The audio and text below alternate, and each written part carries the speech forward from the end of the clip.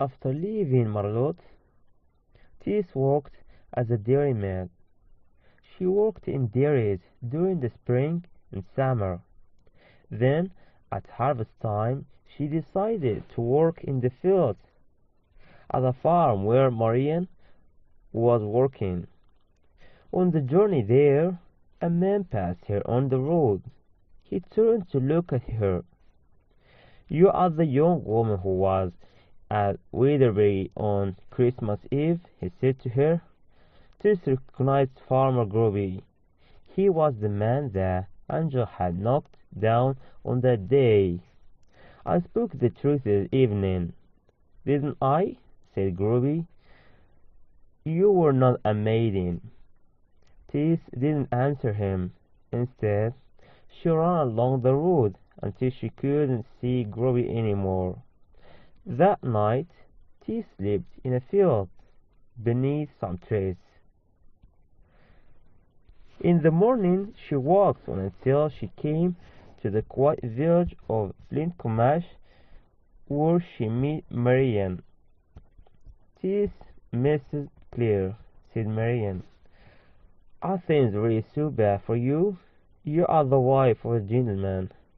Why do you two have to work and live like this?" "It is wrong, and I am very unhappy," said Tess. "But please don't ask me any questions. My husband has left England. He has gone overseas, and I have used all the money that he gave me. Now I have to work. Please call me Tess, not Mrs. Clare." The work at Flintcomash farm was difficult because the land was poor. The ground was full of stones and crops didn't grow well there. That winter, the weather was cold. Tess and Marian worked hard in the rain and the wind.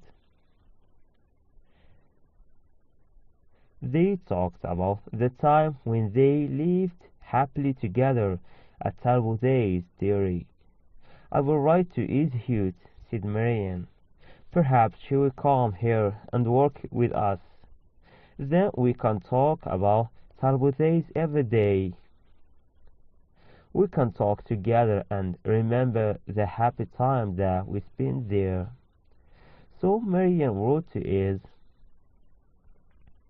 and 2 or 3 days later she received a reply. "Edith has promised to come," Marian told Tess. Some weeks later, when there was snow on the ground, Edith arrived at Flintcomash farm. Now the three friends began to work together. One day, the farmer came and spoke to them, and Tess recognized him immediately. It was Farmer Groby, the man that Angel had knocked to the ground, the man who she had met on the road. "Ha," he said to Tess. You thought that you'd go away from me on the road a few weeks ago. Well, now you are working for me. You must do whatever I tell you to do." And he laughed, a hard and pleasant laugh. After that day, he made the three girls work harder than any of the other workers on the farm. Once, Tess saw Marian and Edith whispering together. "Were you and Edith talking about my husband?" Tess asked Marian later. "Well, yes," said Marian. "Edith didn't want me to tell you, but oh, Tess, Angel asked Edith to go away to Brazil with him." Tess's face became as white as the snow on the fields. What did Edith reply to Angel?" she asked. "I don't know," said Marian. But then Angel told her to forget everything that he had said to her. Then his invitation was a joke, said Tess.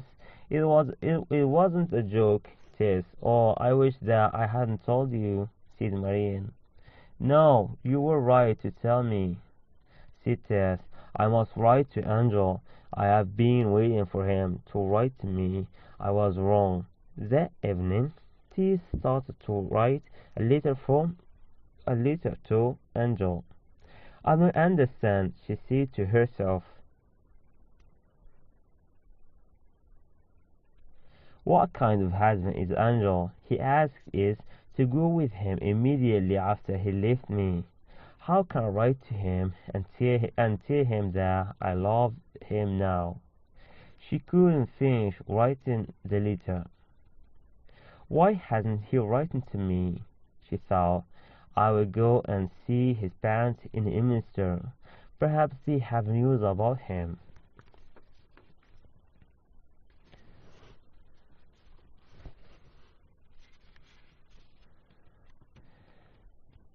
On a Sunday 2 weeks later, when the snow was gone, Tess left Flintcomb. She was going to walk 15 miles to Eminster and meet Angel's family. At 3 o'clock in the morning, she put on her best clothes and started her journey.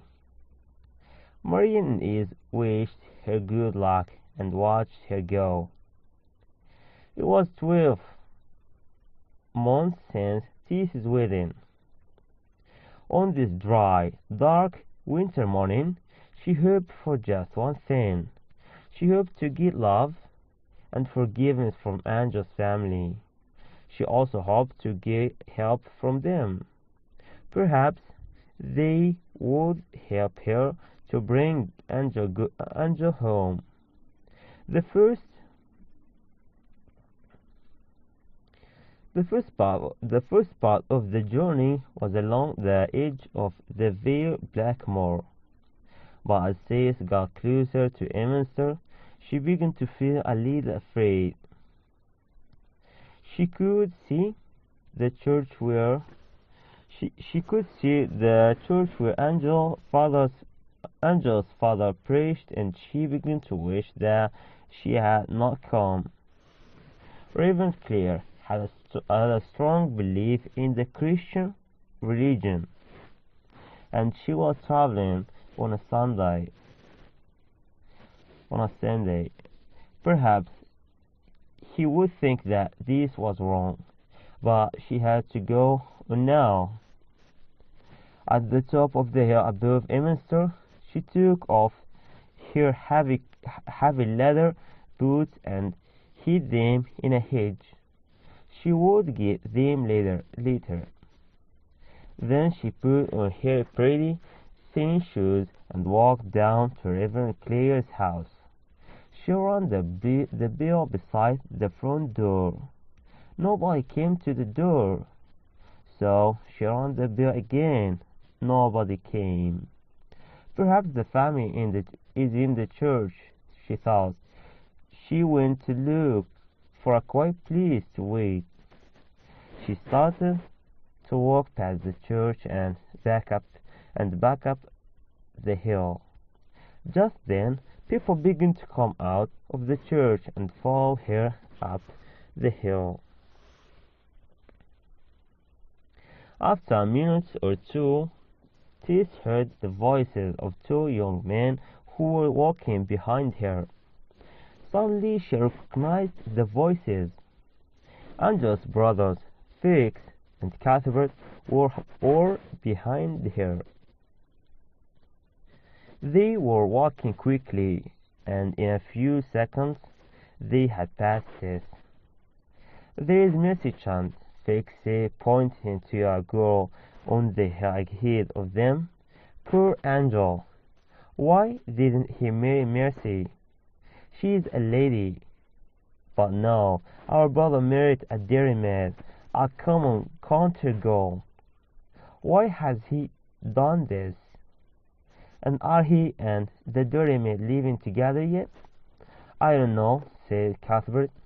And it tells me nothing since his marriage. We haven't spoken to each other. Felix and Cuthbert walked across to Mercy Chan, and the three of them began to walk up the hill together. At the top of the hill, one of the brothers saw something lying in the hedge.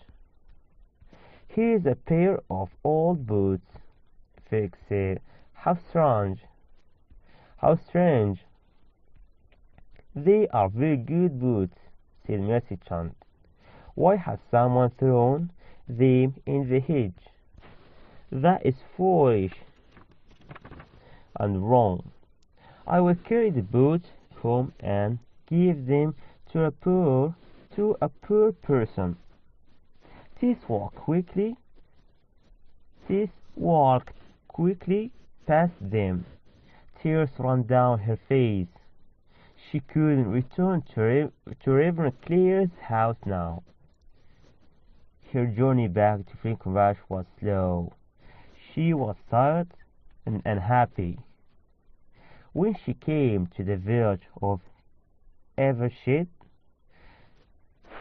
she saw a crowd of people. They were listening to the words of a preacher. She stood at the edge of the crowd and listened with them. "I was once a bad person," said the preacher. "But now, my friends, that part of my life is finished. Now I am a good Christian, and I am sorry for my mistakes. I was shown a better way by a good priest." She put one hand up to her mouth. "I recognize the voice of the preacher," she thought. She moved quickly round the edge of the crowd. She wanted to see the preacher's face. The afternoon sun shone down on the young man who was speaking. It was Alec d'Urberville.